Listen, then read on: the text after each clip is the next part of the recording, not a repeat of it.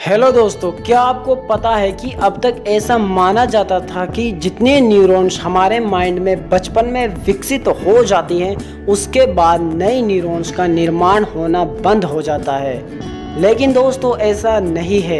Neuro साइंटिस्टों की बहुत सारी रिसर्चों के बाद प्रूफ किया गया कि हम हमारी लाइफ के किसी भी एज में हमारे माइंड में न्यूरॉन्स की संख्या को इंक्रीज कर सकते हैं। अब सवाल ये है कि कैसे।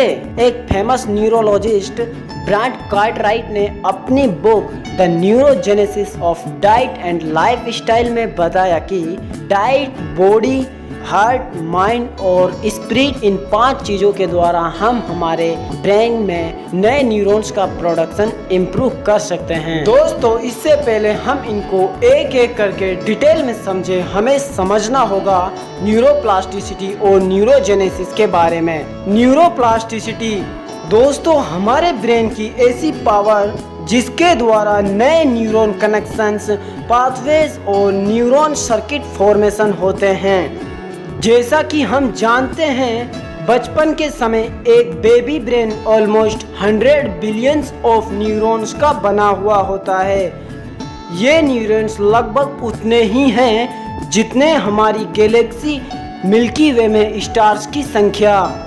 इसीलिए बेबी ब्रेन की लर्निंग एबिलिटी बहुत ज़्यादा होती है। बचपन में हम किसी भी चीज़, for example multi language, singing, dancing, writing, reading को आसानी से बहुत कम इफोर्ट के साथ सीख सकते हैं, क्योंकि 100 बिलियंस ऑफ न्यूरॉन्स के पाथवेज इनको आसानी से ऑक्यूपाई कर लेते हैं। लेकिन दोस्तों इन न्यूरॉन्स को हम 10 to 15 ईयर्स की एज तक ही इंफॉर्मेशंस के द्वारा ऑक्यूपाई कर सकते हैं, जिसके द्वारा ये न्यूरॉन्स कनेक्शन परमानेंट हो जाते हैं। अदरवाइज ऐसे न्यूरॉन कनेक्शंस और पाथवेज जो स्किल्स और इंफॉर्मेशंस के द्वारा ऑक्यूपाई नहीं होते हैं वो डिस्ट्रॉय होना स्टार्ट कर देते हैं। लेकिन दोस्तों अब डाउट ये भी आता है कि न्यू इंफॉर्मेशंस और स्किल्स को हमारे ब्रेन में कैसे स्टोर करें।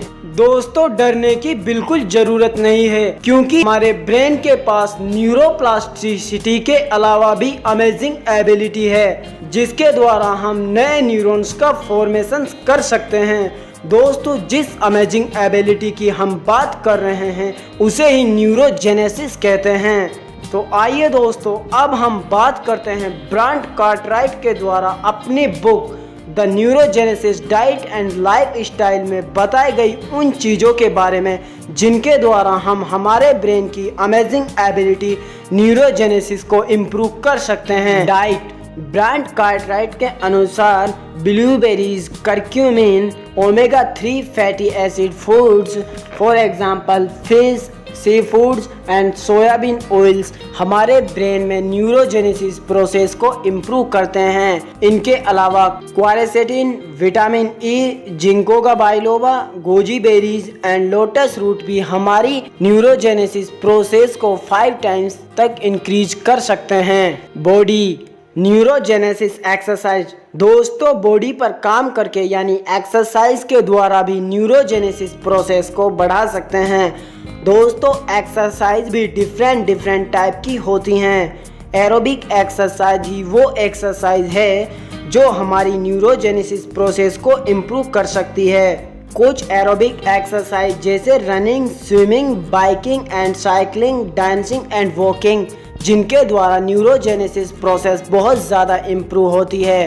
दोस्तों एक रिसर्च में पाया गया कि स्ट्रेंथ बिल्डिंग एक्सरसाइज के द्वारा न्यूरोजेनेसिस प्रोसेस पर कोई इफेक्ट नहीं पड़ता है। दोस्तों अब हम बात करते हैं माइंड के द्वारा हम न्यूरोजेनेसिस प्रोसेस को कैसे बढ़ा सकते हैं। ब्रांट कार्टराइट के अनुसार learning, reading, writing, problem solving, discussing ideas और म्यूजिकल ट्रेनिंग के द्वारा हम हमारी न्यूरोजेनेसिस प्रोसेस को बढ़ा सकते हैं।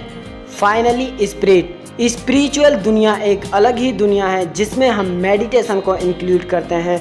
दोस्तों जब हमारा माइंड मेडिटेशन स्टेज में होता है तो हमारे माइंड में serotonin, cortisol, GABA, melatonin and endorphin जैसे न्यूरोट्रांसमीटर सीक्रेट होते हैं जो हमारी न्यूरोजेनेसिस प्रोसेस को बढ़ाते हैं। आइए दोस्तों, अब हम कुछ ऐसी चीज़ों के बारे में भी बात कर लेते हैं जो हमारी न्यूरोजेनेसिस प्रोसेस को डिक्रीज करती है।